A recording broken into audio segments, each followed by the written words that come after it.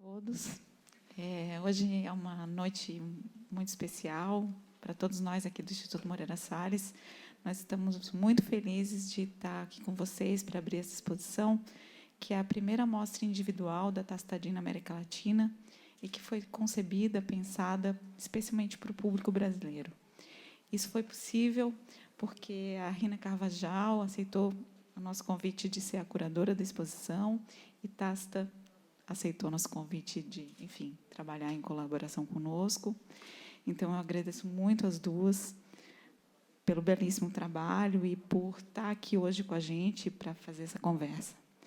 E eu também não poderia deixar de agradecer a toda a equipe que trabalhou com a gente por mais de 2 semanas, quase 3 semanas, ao Kenneth Grant, que é o nosso consultor técnico, é um braço direito da Tacita, uma pessoa fundamental na montagem do trabalho. Se não fosse ele, nada disso podia estar acontecendo. Ele é o responsável pela montagem dos projetores. E nós contamos com, enfim, uma grande equipe de técnicos especializados em, enfim, no cinema 16 milímetros e que trabalharam arduamente em muitos detalhes que são, aos poucos, a gente foi entendendo que todo esse aparato técnico e cada detalhe é fundamental e é constitutivo da poética da Tacita. Então, em relação a esse momento, eu e Tacita e Rina, a gente conversou sobre como seria a melhor maneira de conduzir esse encontro, porque hoje o objetivo aqui é ouvir a Tacita falar sobre o seu processo de trabalho, né? E a Tacita nos pediu que fizéssemos algumas perguntas, algumas questões para conduzir a conversa. Nós preparamos aqui algumas perguntas, a gente vai começar dessa forma, mas a gente quer depois abrir também para que vocês possam fazer questões, ok?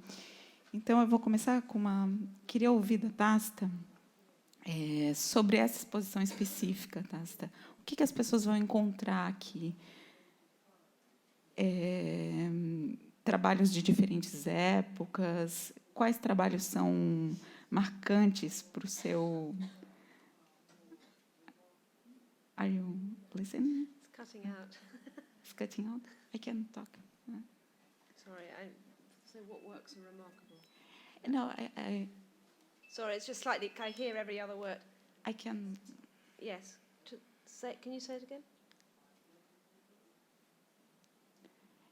Na verdade, eu queria que você pudesse falar da exposição de um modo geral e o que as pessoas vão encontrar aqui, trabalhos de que épocas e quais são marcantes na sua trajetória.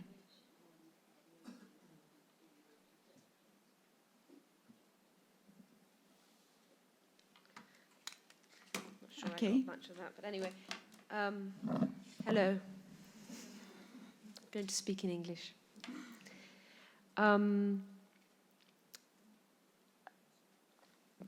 This exhibition was put together through a sort of series of kind of discussions in the sense of trying to make more of a representative amount of work for a completely new audience. I've never had a show in Brazil before, apart from being part of the São Paulo Biennial on 2 occasions. So with that in mind, in a way, it's a collection of work that dates back to... I've got to turn her off. Dates back to 1996, which is the film Disappearance at Sea, and then travels into as far as this year, where which is my new film JG, which is being shown in this cinema every day. So we began by just making it a representative selection, which is sort of, so there wasn't a kind of, in that sense, a kind of for example, sometimes I'm showing just the works related to the sea, or just the works related to the sun, or just the works related to portraits. So it is a selection. I lost the last word of her translation, but basically you're saying which ones were most important. What's remarkable in your in your Well, I mean, the thing career? I mean, every single one of them has, they come about from different reasons, and they all have their own importance in a trajectory.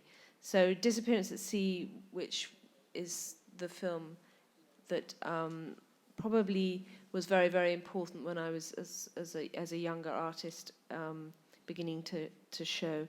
And it was an important film because it was the first time that I left at the sort of spoken narrative, or more or less the first time that I left the spoken narrative of the film.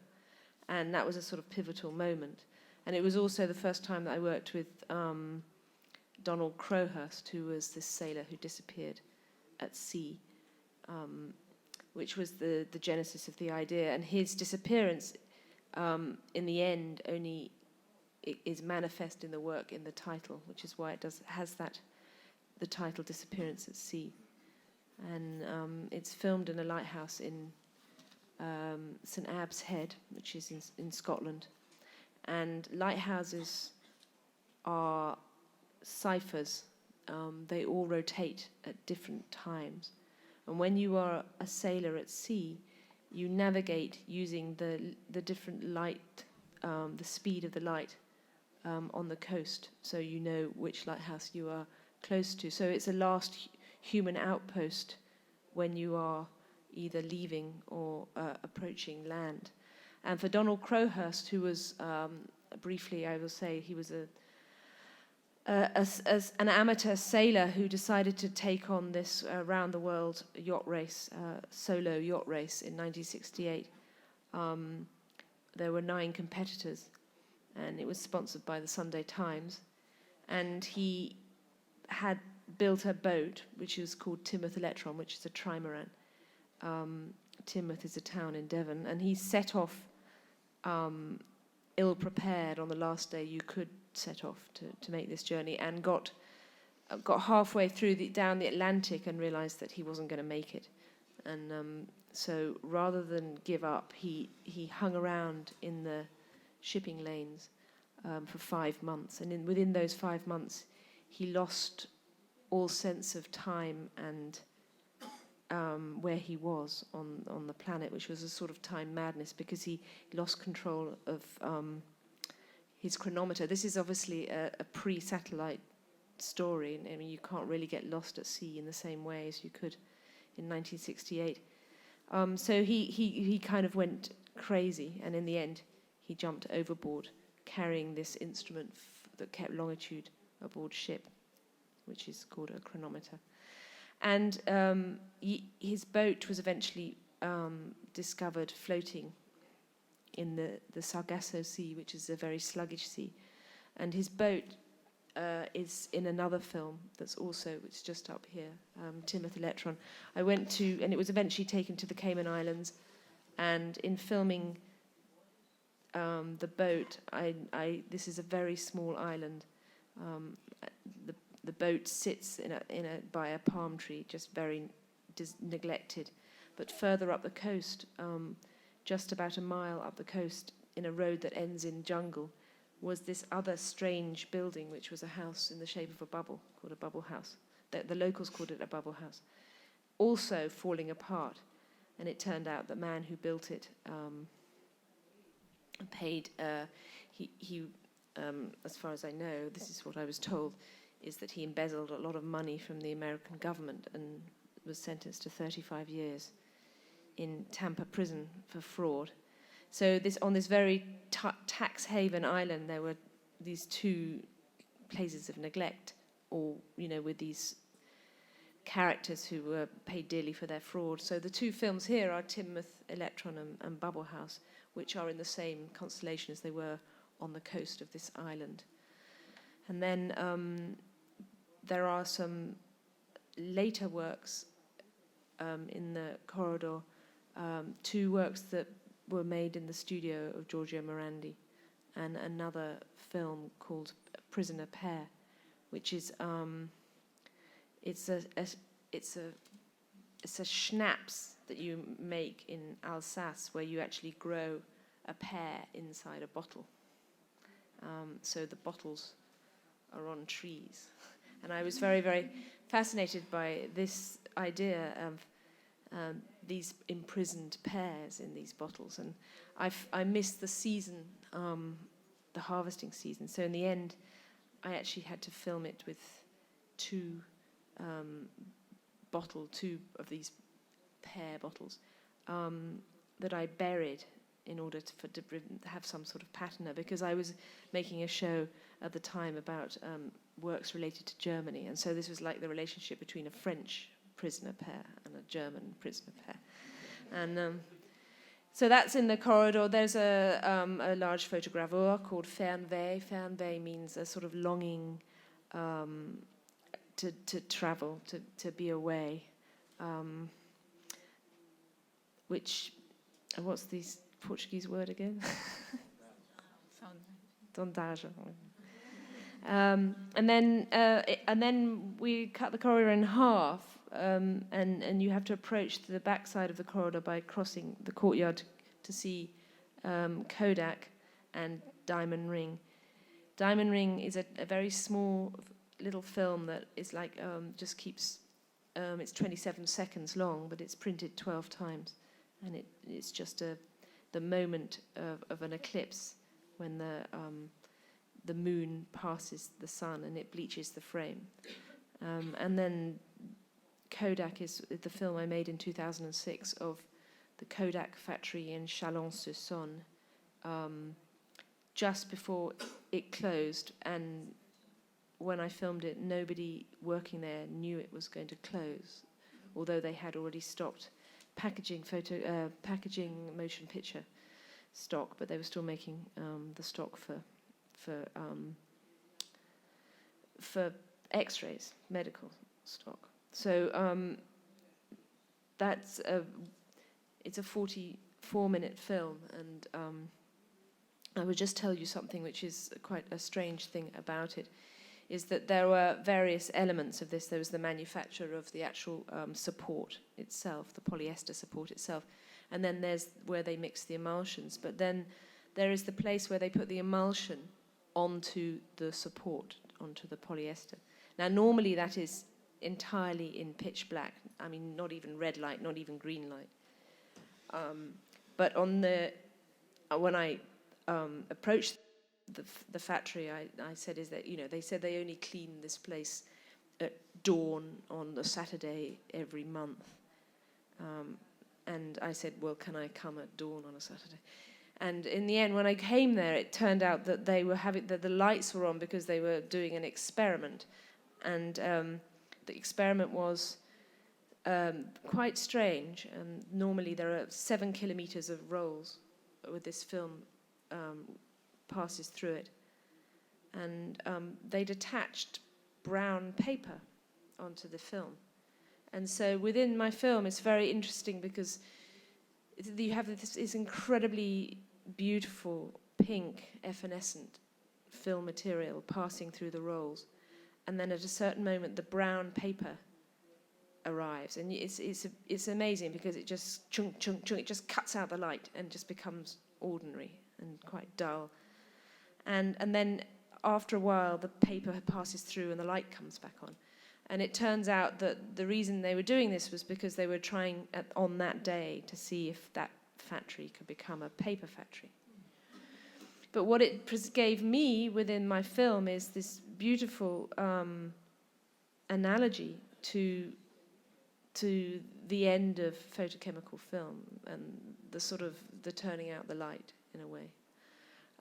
So if you see that film and you are wondering why there is brown paper, it's an oddity for sure, but for me it became a gift.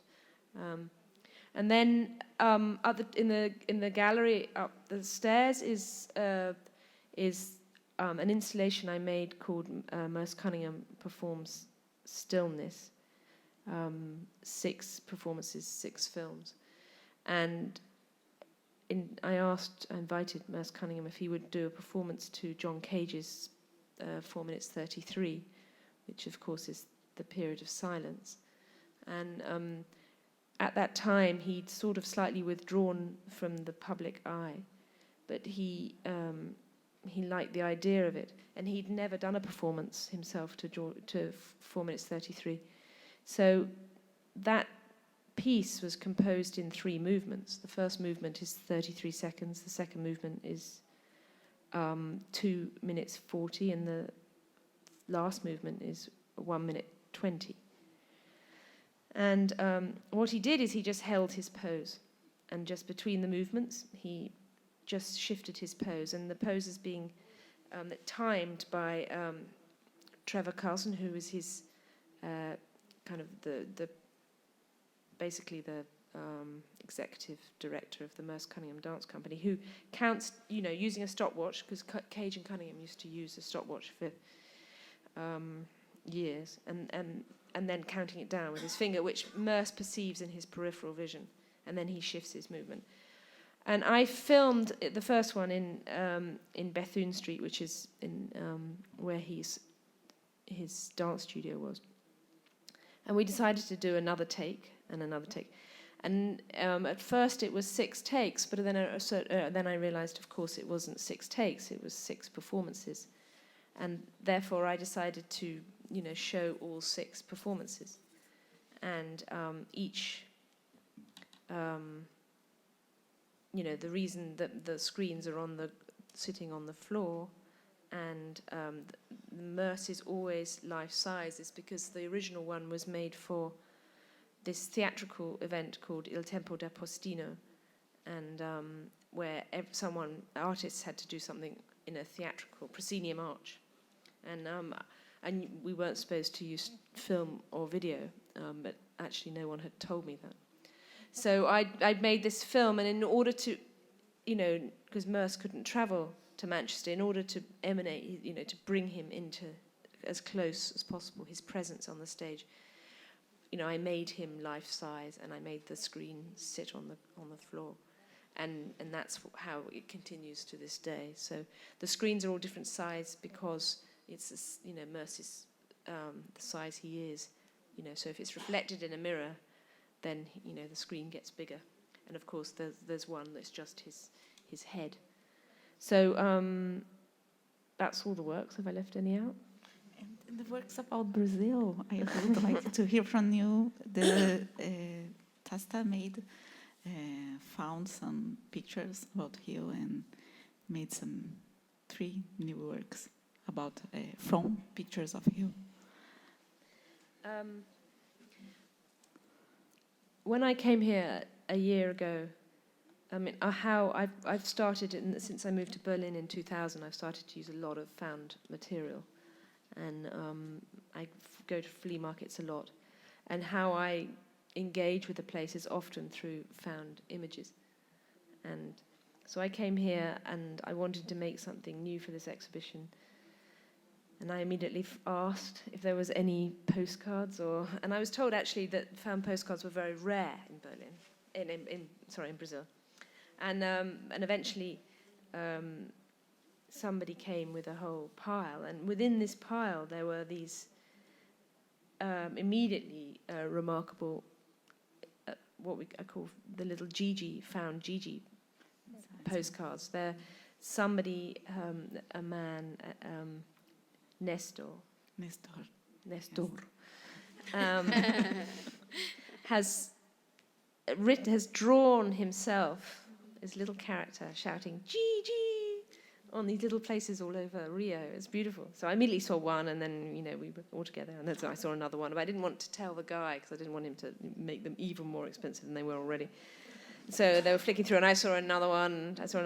And then partly because they're very beautiful, both on the front and on the back, I thought, well, I would frame them just as it's merely a found work. It's nothing else. They've just found, and I'm just representing them. And then last Saturday, we went to a flea market again, and I saw the man, and the man of the expensive postcards. And he really is the most expensive postcard seller in the world. And I know many. Anyway, so I suddenly had this idea. Maybe there was one I didn't get. And I just looked through every single postcard he had on his stall, and I couldn't find a Gigi. And then there was a stall next to him, much cheaper, normal actually. And and there was a huge box, and I thought, oh God, can I face it? And so I just started like that, and there it was, and it was a colour, Gigi. Can you believe it? A year later, different postcard person, and the same writer, the same author, with the same little person, Gigi. So we framed it up, and it's on the left of you'll see that because the framing is not the same. So it's separated from the crowd, but but now there are 5 found Gigis. Mm-hmm. And then I've partly through recently with, about a few years ago, I started to work on album and prints, which are these very early photography that used egg yolk, egg albumen, the egg white, in fact. And so I found 2 photographs of Petropoulos and Teresopoulos. And both of them had kind of these ways of transport in them. One is a road, and one is these tracks, very beautiful, kind of early. And you'll see what I did. I just painted them, the road, the way on these. So those are the works for Brazil. I was going to be more ambitious, but then things got hectic. Oh, I've forgotten about Geliat. Yes. Sorry. There is one other film called Geliat in 1998. I did a kind of artist exchange with a Hungarian artist, and I went and stayed in their remote and rather miserable house, and they got to stay in the centre of London. And horrible time. But anyway, the only thing that was interesting, if you see me walk, you'll see that I limp and I have arthritis. And so I used to go to the Geliat baths, which are these they have a lot of high sulfur baths. They're supposed to be good for, arthritic, rheumatic illnesses. So I used to go to these baths a lot, and this was 98. Somehow it was still lost in the old world. It hadn't been modernized at all. And you used to take the waters literally, and then used to go and have this. They used to give you a massage. These women, a sort of arthritic sort of thing, and so they knew me as an arthritic. And then this place was so captivating for me because years and years ago I'd always kind of coveted or loved the idea of this Cranach painting called the Fountain of Eternal Youth, where your aged and decrepit body, you creep into this fountain and you skip out as a young nymph.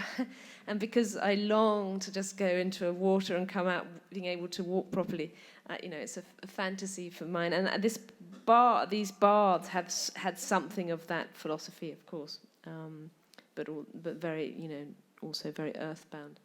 So I really wanted to film this place, and I did it by inviting these 10 women that worked in the massage thing and saying I wanted to make a film about arthritis, and they totally understood. It was a good idea. And I think, and the funny thing is that they chose to wear those aprons, which are very to cover their fronts, but of course they somehow make it even more explicit from behind. That's what I love about them. And all they're doing is it's a very simple film, but there is something of the Der Jungbrunnen and the Fountain of Eternal Youth in it, I think. Tacita, you had always said that your work is all about looking. Can you please talk a little bit about the role of observation and stillness in your films? The word stillness reminds me to say that Merce Cunningham named his choreography Stillness. That was his name, and that's why the film is called Merce Cunningham Performs Stillness. Observation, I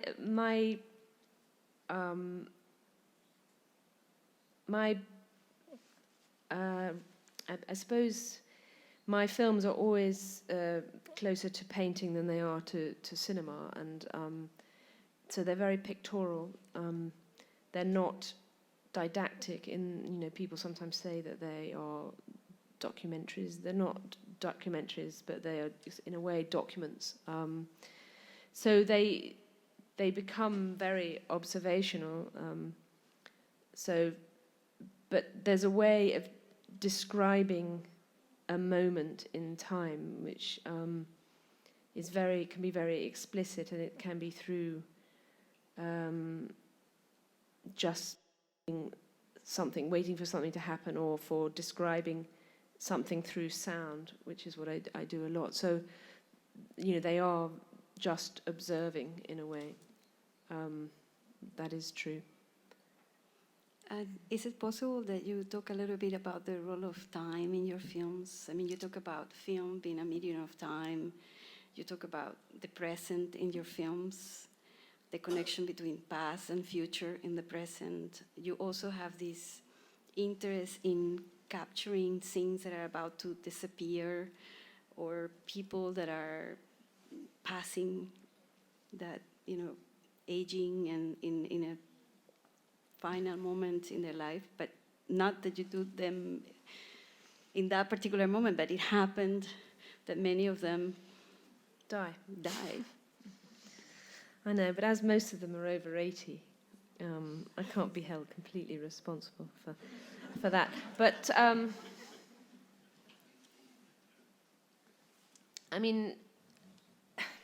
this is a big subject for me.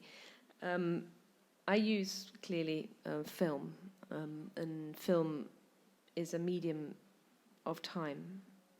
You cannot make a film by film, for anyone who hasn't quite got the message, photochemical film, not digital film, which I wouldn't use the word film anyway, digital. So the reason why film is a language of time is because you cannot not think about time, because even, for example, the films that are in this exhibition that I filmed myself are, like Geliat and Bubble House and Timothy Electron. They are, my film canister, my film roll of film would be 2.5 minutes. So I have 2.5 minutes, and then the film runs out, and then you change another film. So you're already thinking about time, and even the longer films, like 10-minute rolls, is the longest you can get for 16mm, more or less. And so that the time is inbuilt in it. So because of the rigors of time, that from the beginning, it means that when it comes to editing a film, you don't have a continuum, you have fragments. And in order to give, I said it better than I've ever said it to Eloisa at that interview, and I'm kind of getting my head around it now, because I'm being asked this a lot because of the threat to film. But what it is about my films that give a sense of time, and I realized it's partly because the time in my film is a fiction, because of course it is edited time, it's not real time. Now, what has happened within the advent of digital is that we now have a way of recording time in a much longer way. We can film this discussion continually, but if with film, in order to give an idea of this discussion, you would have to edit it. So editing is a massive intervention that, in order to give the illusion of real time, or the illusion of something happening in time. And I realized that, and it's, of course, it's a highly developed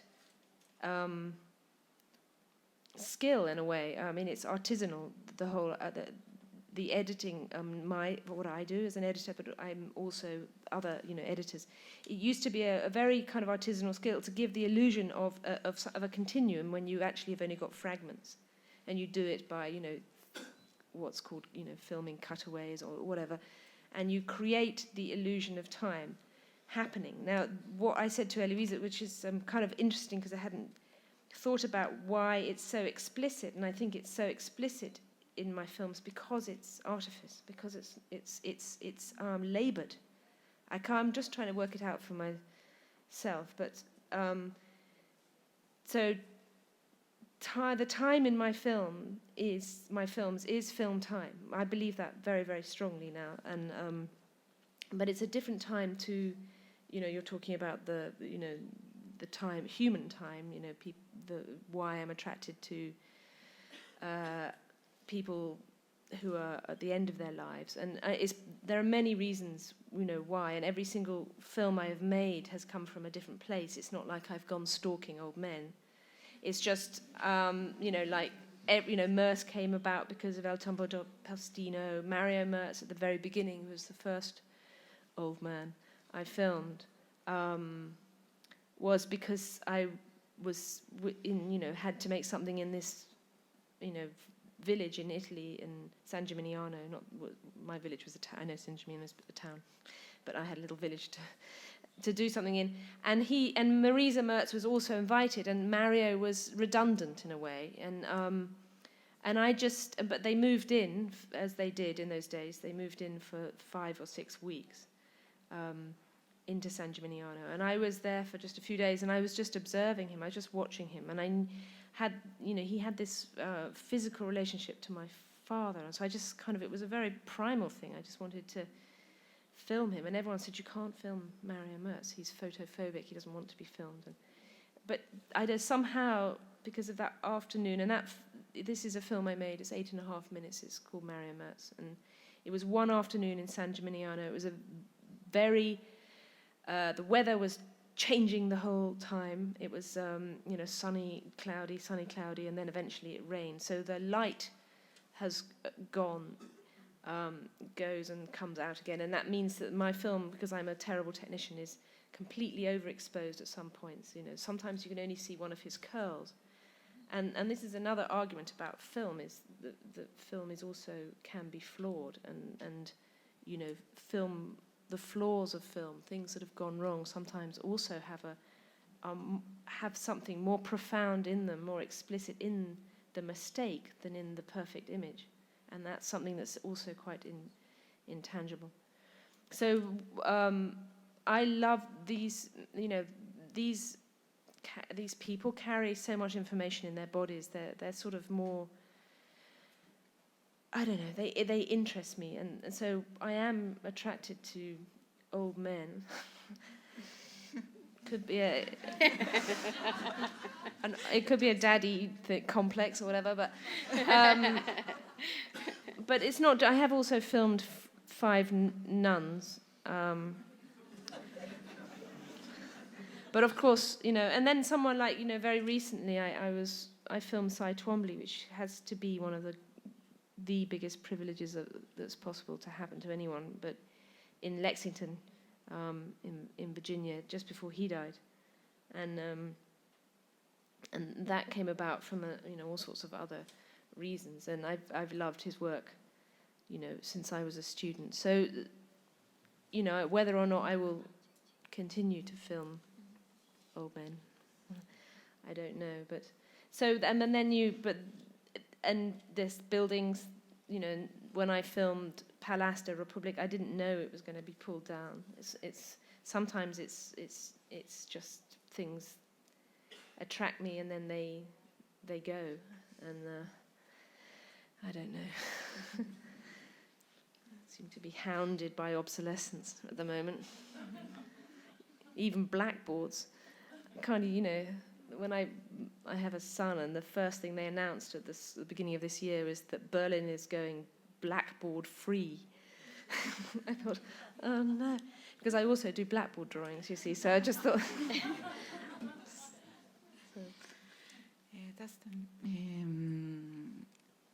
I think it is interesting to hear from you about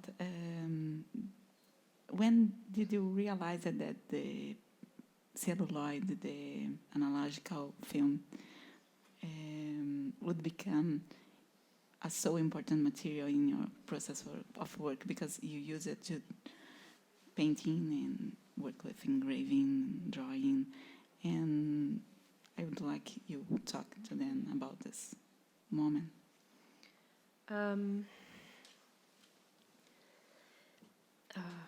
I was in painting departments throughout my education, and when I was an undergraduate, I couldn't draw a single image. I'd never been able. I'm not very good.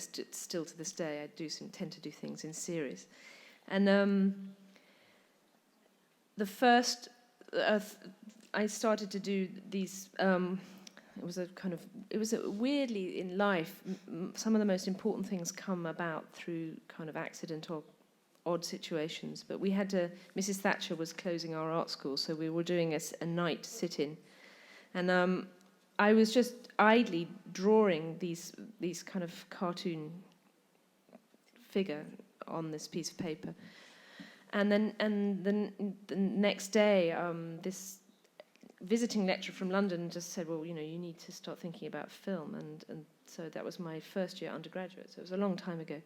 I already had a standard 8 camera, and then I bought a Super 8 camera, and so I made my first 60mm film was actually an animation called Eternal Womanly, and it was actually made in the style of William Kentridge, someone now I know you're all very familiar with now, which was to draw and change the image within the frame and take a picture, change the image in the frame.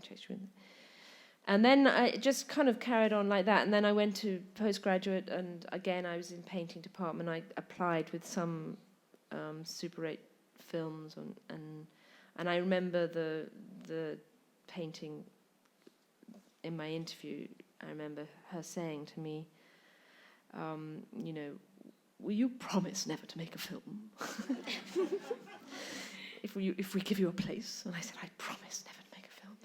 And then promptly made films, and they hated me for that. I was completely ostracized from painting. So within the Slade, I lived basically on the pavement between painting and the media department.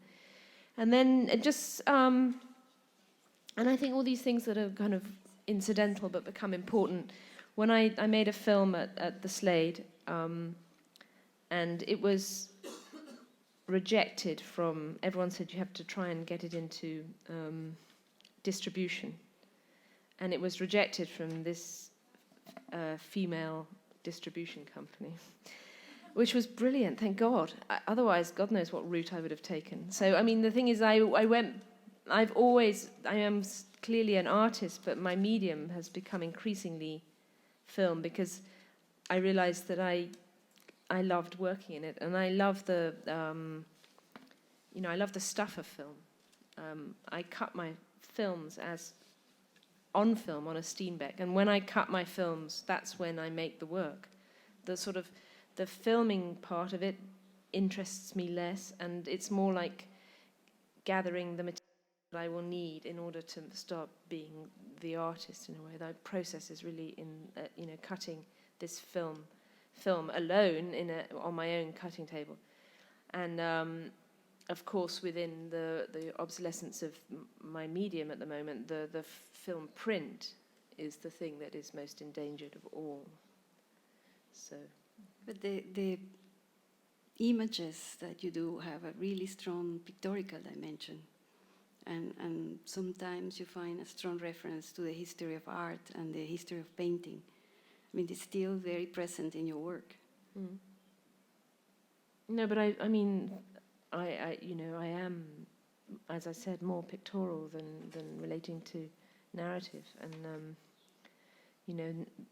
the narrative that happens in most of my films is the narrative of time itself. Often the sun setting, or a passage of time, or even just like the event would be like a gust of wind or a storm coming in, they are close. It is closer to painting. And when I actually film in places like when I filmed in the convent in Cork, or when I filmed in the Kodak factory, I say that I am making a painting with film, because that's how people relax. They understand that, but if you say I'm going to make a film, they get deeply afraid and say no, it's just painting, but I'm using film. Tacita, can you talk a little bit about the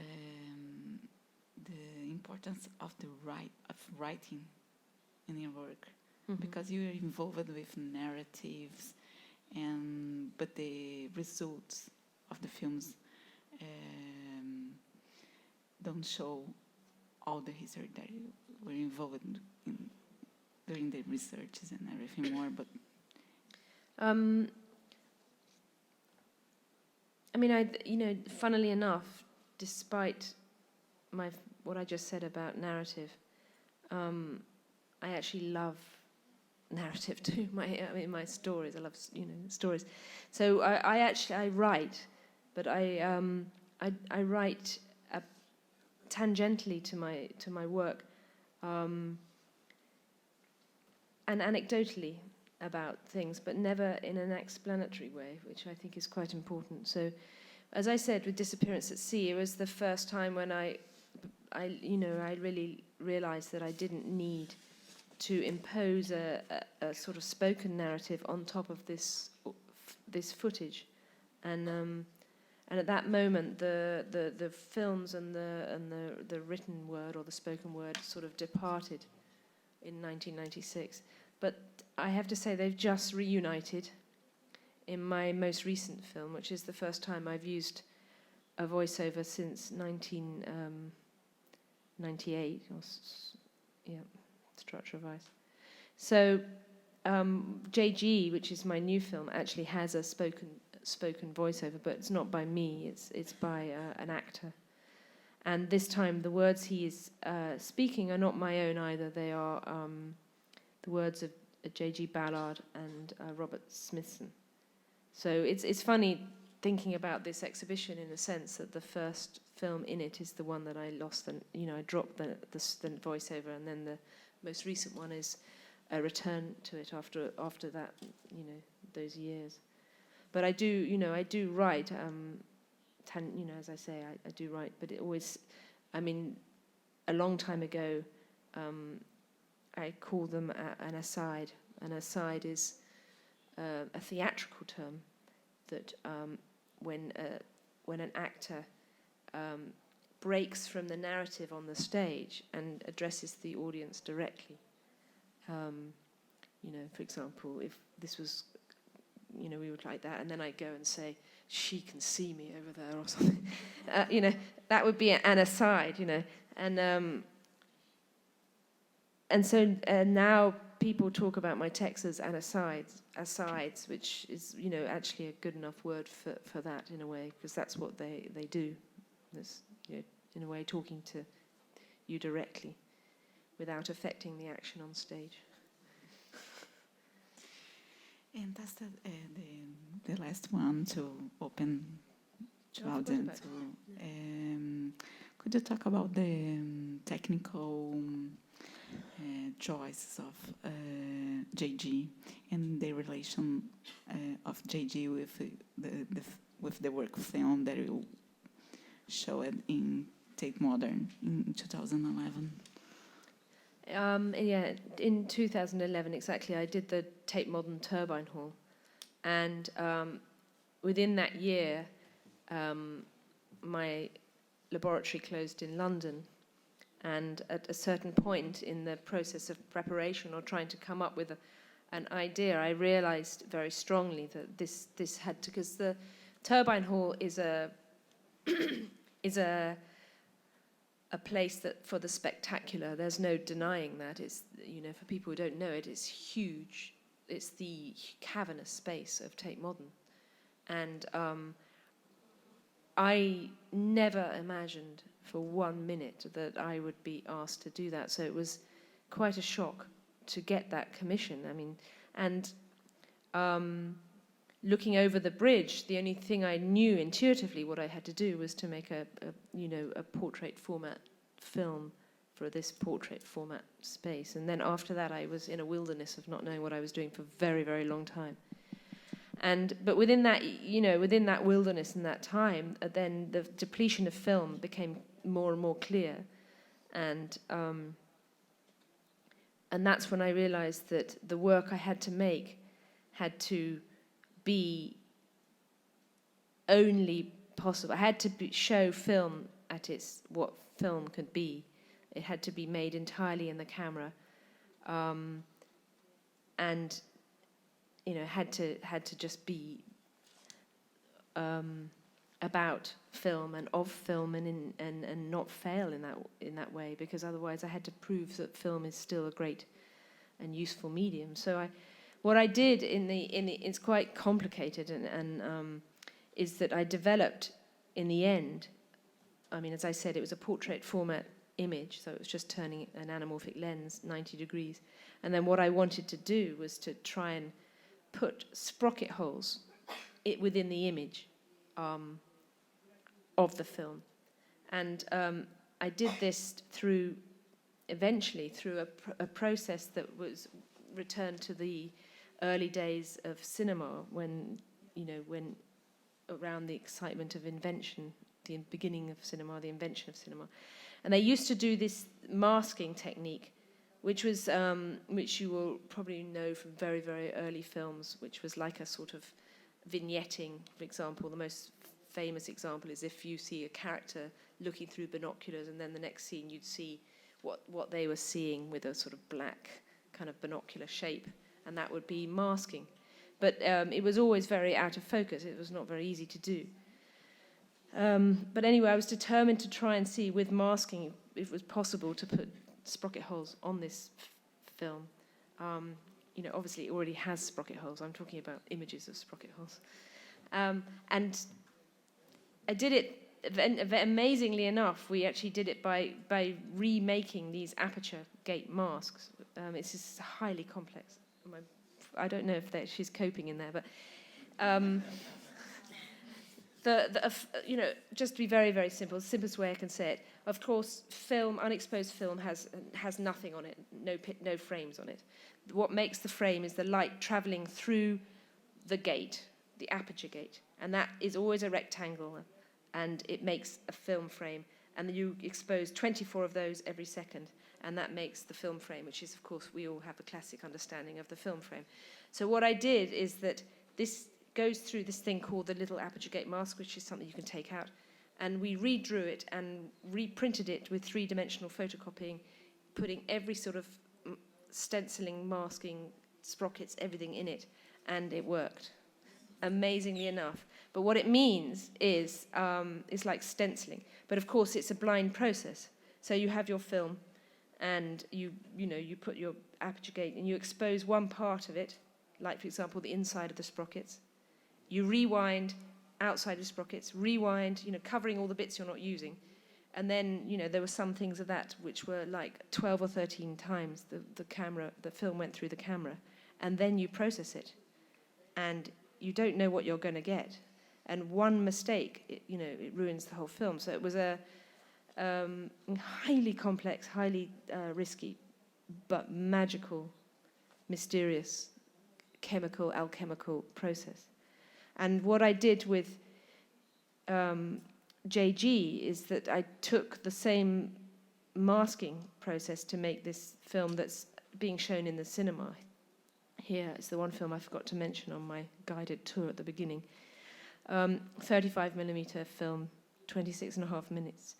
And it's about the relationship between the writer, the British writer J.G. Ballard's short story, The Voices of Time, from 1960, and Robert Smithson's earthwork, Spiral Jetty, from 1970. And the short story is all about time, and it's all about this character building a mandala in a salt lake. It's basically suffering from a sort of narcosis, a sort of, where he was running out of time. And of course, Smithson's Spiral Jetty is all something of spiraling down into prehistory. So there's two works have an incredible relationship. And both men knew of each other. And I corresponded with J.G. Ballard in the last 15 years or so. And I asked him about this spiral jetty, and he said, what he wrote to me, that he thought that this spiral jetty was possibly a clock bringing time to the Utah desert. And he wrote eventually, because I was trying to get permission to make the Voices of Time, which he never gave me. But he said to me I should treat the spiral jetty as a mystery that my film will solve. And I used that as a sort of mantra to make JG, using these masking systems, which is shot in the desert in Utah, a potash plant, which means that the whole landscape is entirely white. It's surreally white. It's a stunning place that's entirely toxic. And but the masking enabled me to do things like mix time and a location within the same picture frame. So I could film something in Death Valley, Salt in Death Valley, and then I could fill an element of it later in another place. And so each of these images are mixed, but it's all made inside the camera. There's no post-production. Nothing is done later. It's all filmed. So I would, for example, I had a spiral mask. I would film the exterior of the spiral mask in Death Valley, and then film the interior with the waters of Great Salt Lake, and different time of day. I could do anything. I mean, basically, suddenly with these masks, I can do anything in an analog way.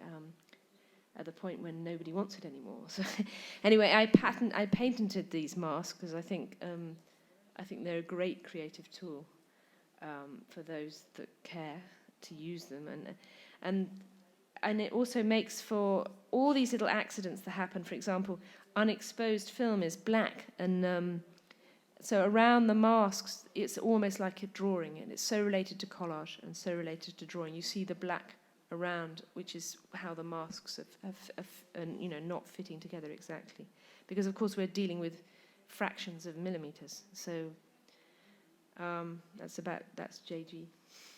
Ok, thank you. Será que a gente pode então acender as luzes para que as pessoas possam também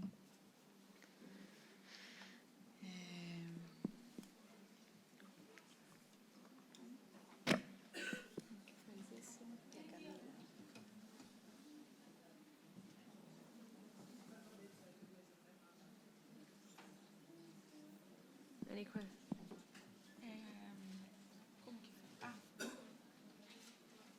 But we're going to show JG now. Yes, after. Yes, But shouldn't we tell them I don't know how. before they all leave?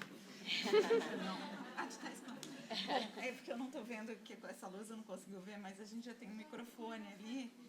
E fiquem à vontade, por favor, quem quiser. Eu acho que seria legal ligar a luz na plateia, porque a gente não consegue ver quem pedir para falar. Obrigada. Ótimo. Fiquem, não sei, alguém...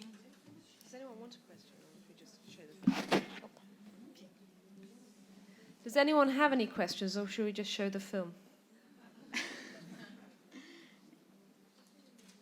No, there's one over Tem there. uma pergunta do... Temos uma pergunta. We have a question. Okay. But everybody's anxious to see the works, I'm sure.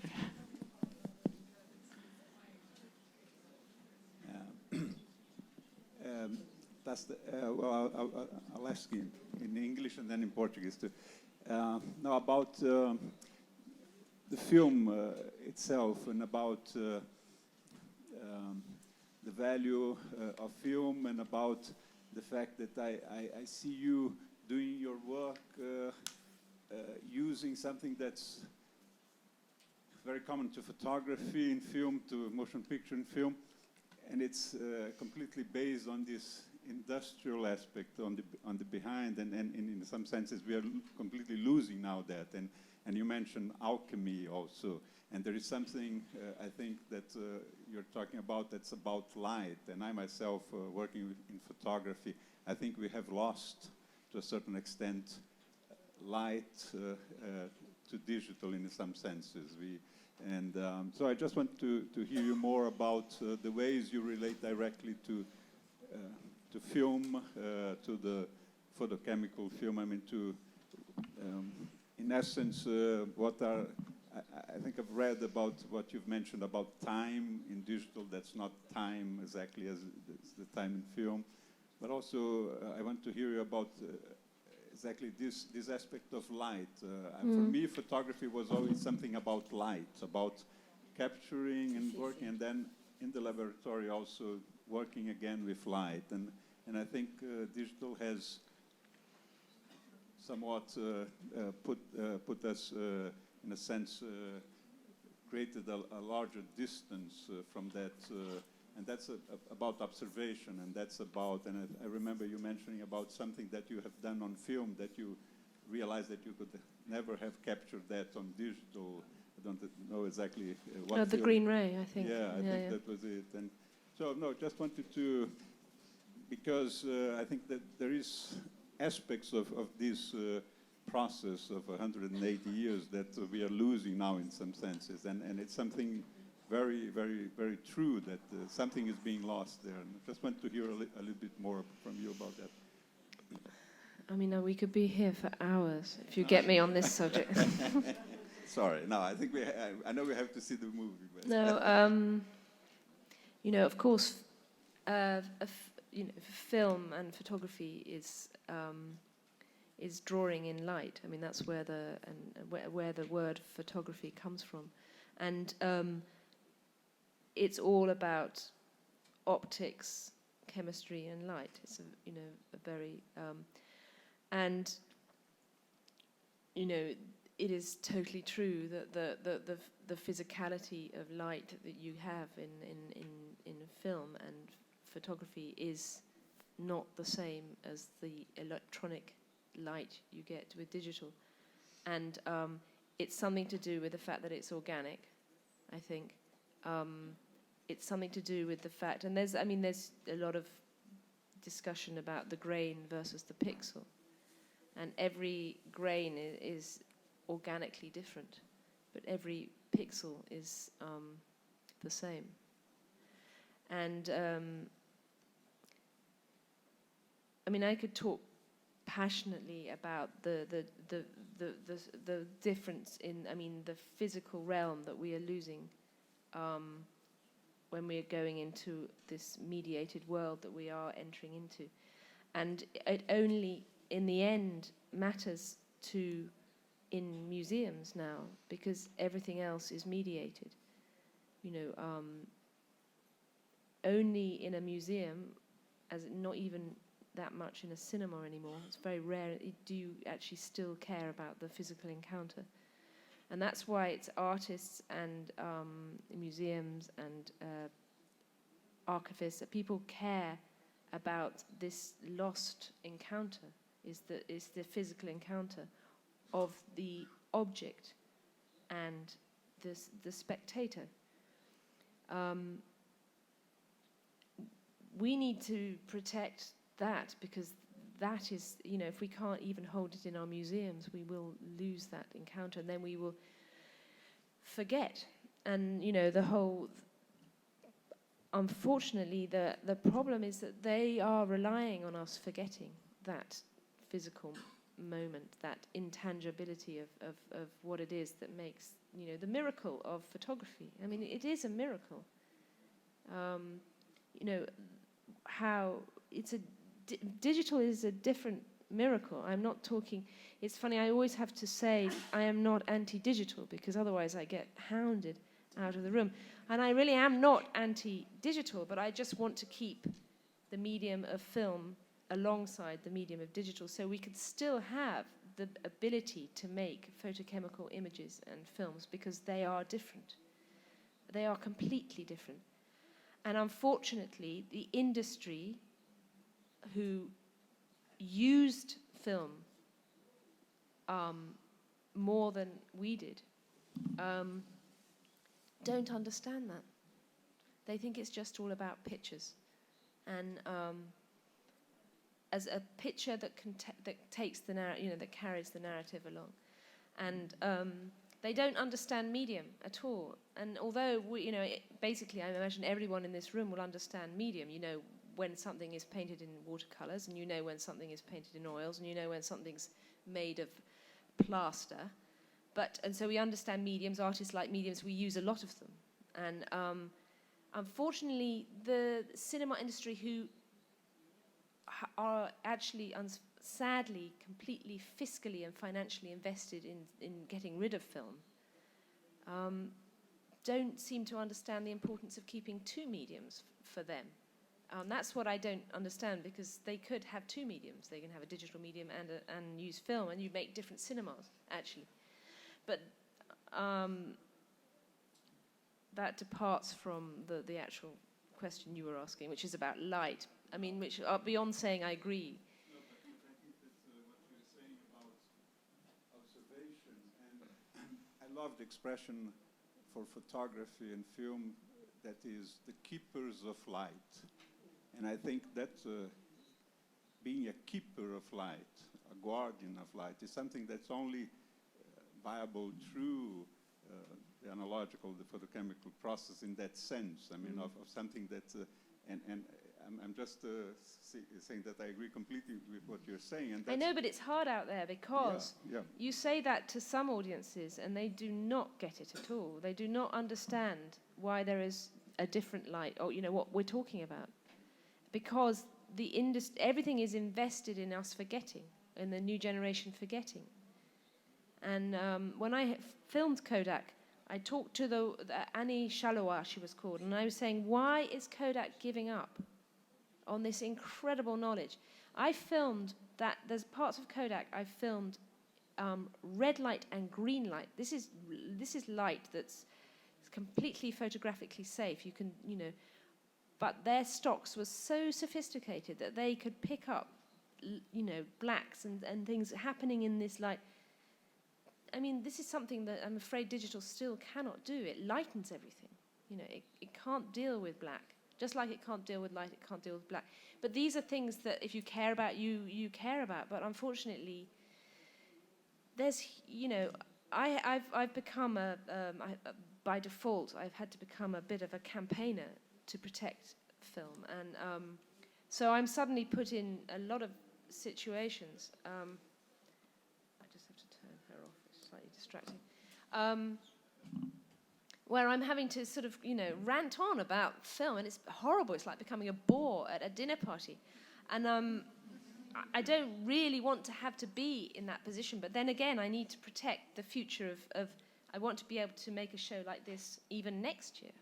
I don't even know if that's possible at the moment. So I rely on print. I need film print, and film print is what they're going to get rid of first, because even if there are some directors who will shoot on negative, it always gets mediated immediately into digital.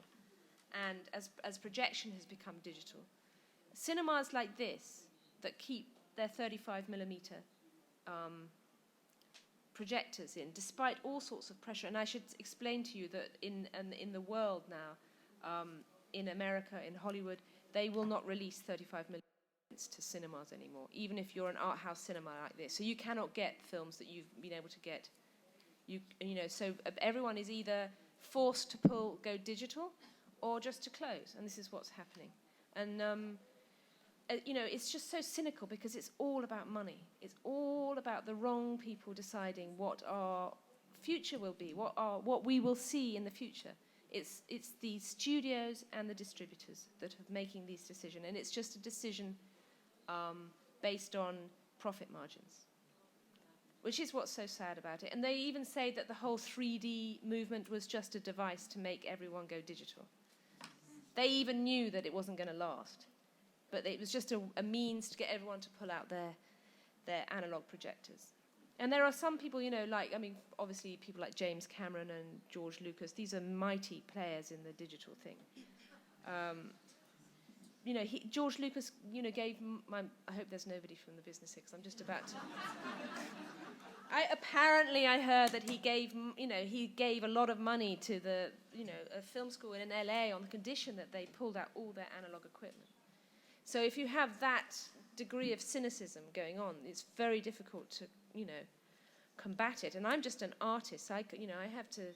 It's very, I'm literally just an artist. But only the artists now are the only ones left, because even cinema now is becoming, like 90%, 95% digital. But we all have to fight, and there are little green shoots, I have to say, tiny, weeny little green shoots. But it's, of hope, and it's mainly through, small people just resisting. I heard that there are some cinemas that are refusing now and finding a way to get their own prints, relying more on, sympathetic archives like George Eastman House, for example, who'd still distribute their prints on 35mm. And if audiences, want and, somehow insist upon it, then, maybe there's a way of turning this around in a very, very small kind of, basically cottage industry way. But the trouble is with film, and mainly motion picture film, is that it is an industrial product, and you need that expertise. You need the vats that you see in Kodak of all those different emulsions. You need the machines to run every day, otherwise they get dusty, and you start getting, that's the problem, and that's what's gone. Is as soon as, they say no film distribution, then, labs just close because they think, well, what's the point? And, but it's a horrible, dark time right now, I have to say, but... It's a great privilege to be able to see a show like these, all on the film. We might be, let's hope that this is still going to be possible, and we just have to hope that it will. But, I see little kind of insurrections everywhere. I think people will, want it back. But it's just whether the technology and the knowledge survive. That's the problem. So.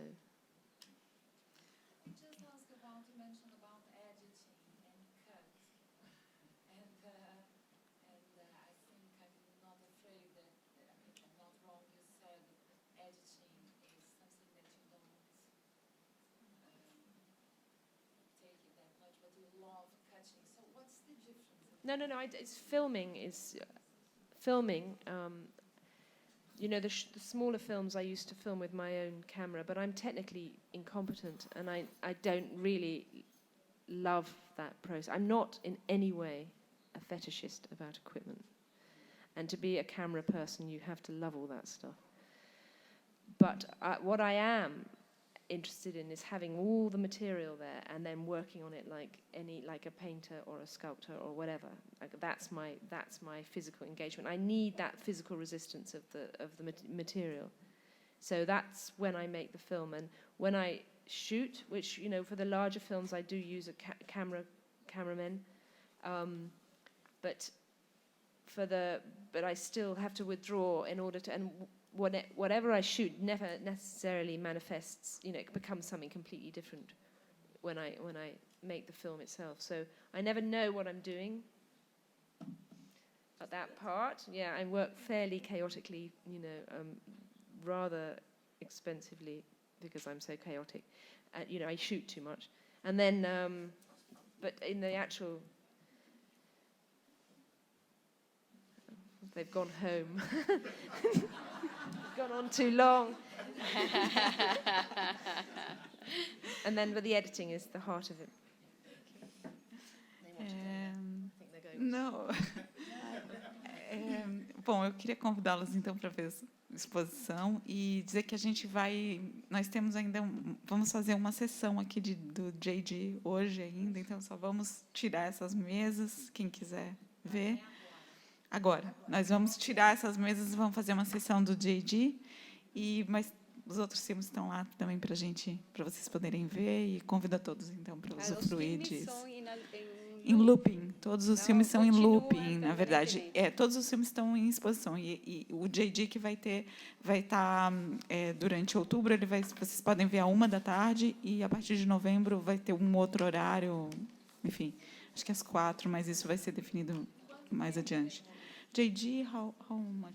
26 minutes, 26 and a half minutes. It's gripping. 26 minutos e meio, enfim. Obrigada a todos. Vamos lá.